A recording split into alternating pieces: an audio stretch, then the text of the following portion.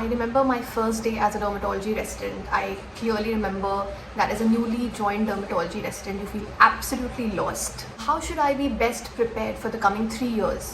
What to expect, how to approach residency, how to approach studies, how to approach work and learn better. There are so many questions in your mind. This video is like a brief orientation for all the newly joined dermatology residents where I'm going to answer these questions for you. Keep watching for more.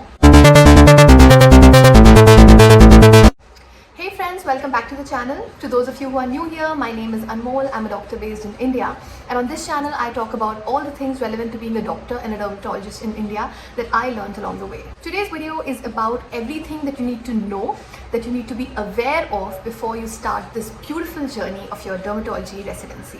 Except for the thesis related guidance that I will be addressing separately in my coming videos, I will be answering some other important questions with respect to how to approach residency and make the most of it. It's basically everything I wish someone had told me when I had joined as a resident, because I think it's very important to have like an orientation for the newly joined residents. So let's do this.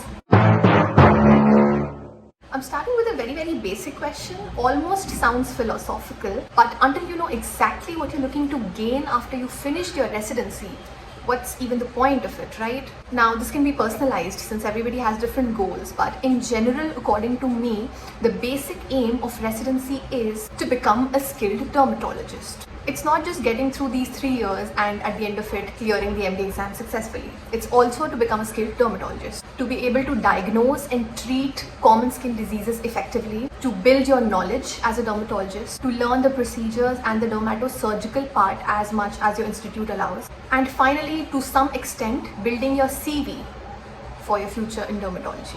Remember these goals, be clear about it, and make sure that everything you do in the coming 3 years is in alignment with these goals.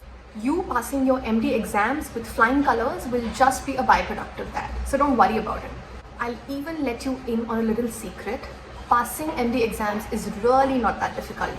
If you have decent knowledge and you haven't personally offended someone, you will pass. So please don't worry about it at all, especially now.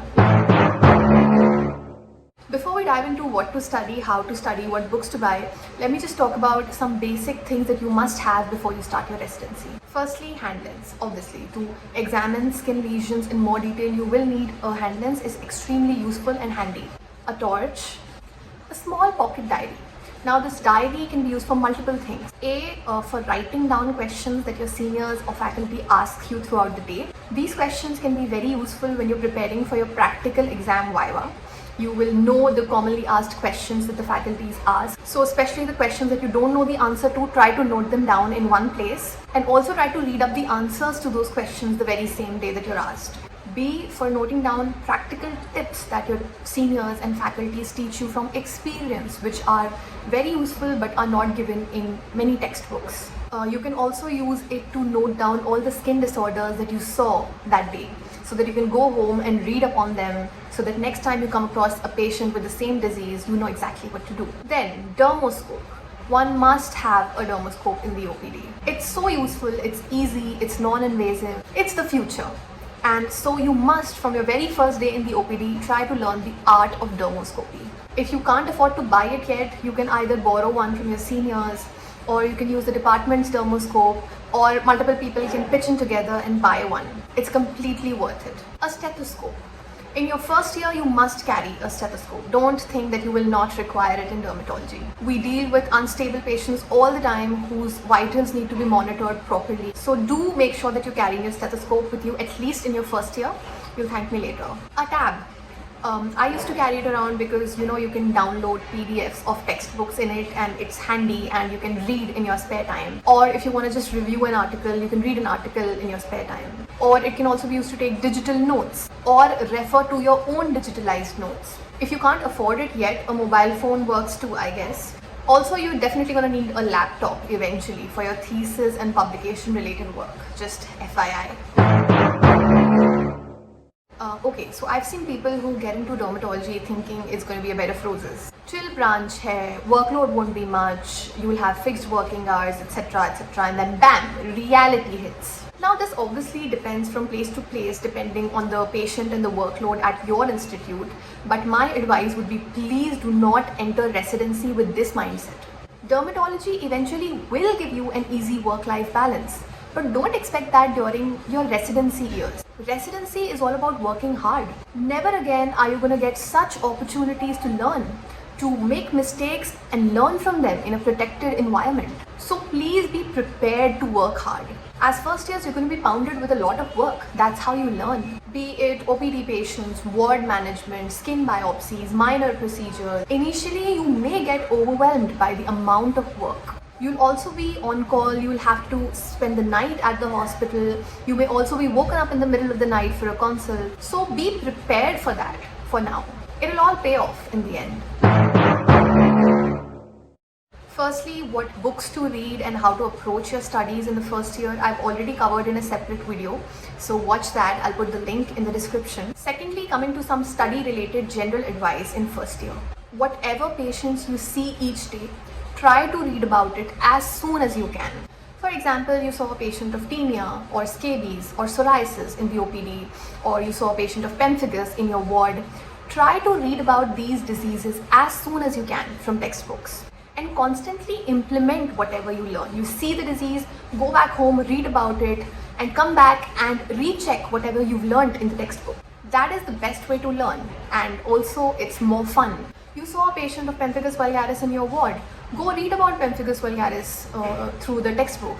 Then come back and see what investigations are being ordered, what treatment are they being given, are they in alignment with the protocols mentioned in textbooks. Ask questions and be actively invested in their care. Don't just follow orders from your seniors. It's an effective way of learning because if you just read a topic from the textbook, you might not remember it that well. But if you have seen and experienced it through a patient, you will never forget. Then secondly, certain important topics like psoriasis, vesiculobular diseases, connective tissue disorders, lichen planus, try to read these from multiple textbooks. Number 3, always be mindful of the fact that you're not studying to pass the exam. You're studying because someday you're going to be sitting in your own clinic and a patient is going to walk in and hand over the responsibility of making them better to you. That's why you study, to do justice in that moment. So remember that. Don't study with a mindset to pass exam. Remember why you are studying, to treat patients, to make them better. And be mindful of that when you're studying. Number 4, I always say this, try to make notes while you're studying and also digitalize them. That way you can refer to them anytime you need at the hospital. This will not only improve patient care, it will also make you go through your notes multiple times. You'll keep coming back to them to refer. By the end of residency, you would have memorized them automatically. I've also shared my personal notes in the previous video in a digitalized format. So if you don't have notes of your own, you can buy them too. Residency is the golden period to start building your CV. I know you will be swarmed with work, studies, thesis work, etc. But I honestly feel this is something you should try to make time for.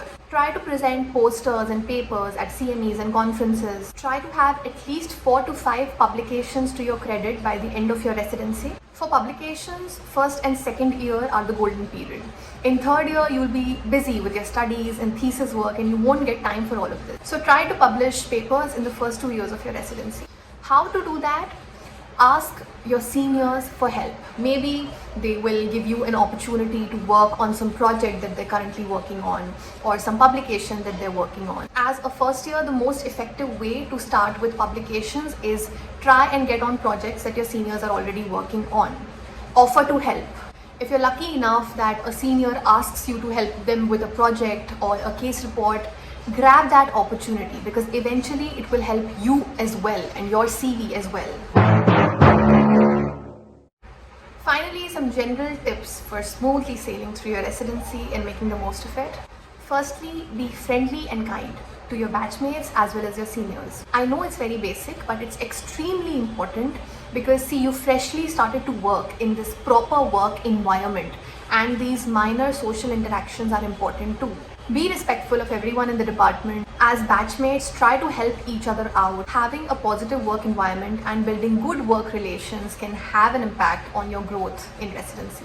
Number two, see as many patients as possible, assist on as many procedures as possible. I can guarantee you this, the best way to learn dermatology is to actually see as many patients as you can.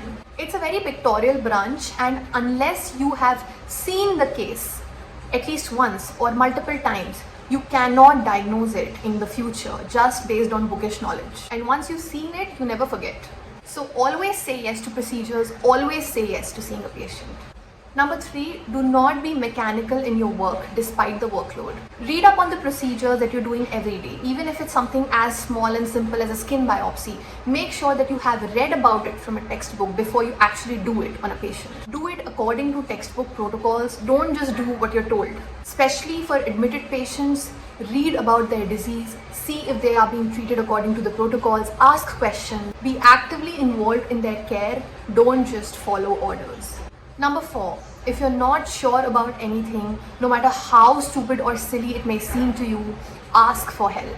There's absolutely no shame in asking for help. It's what's expected of you as first years. And finally, work hard, don't take it easy, and be on the lookout for opportunities. I hope this video gave you a brief orientation about starting residency. I wish you all the very best. Always feel free to ask me for any help that you may need. Get in touch with me on Instagram or via email and we'll figure it out together. Thanks for being here. Thanks for watching. I'll see you in the next one.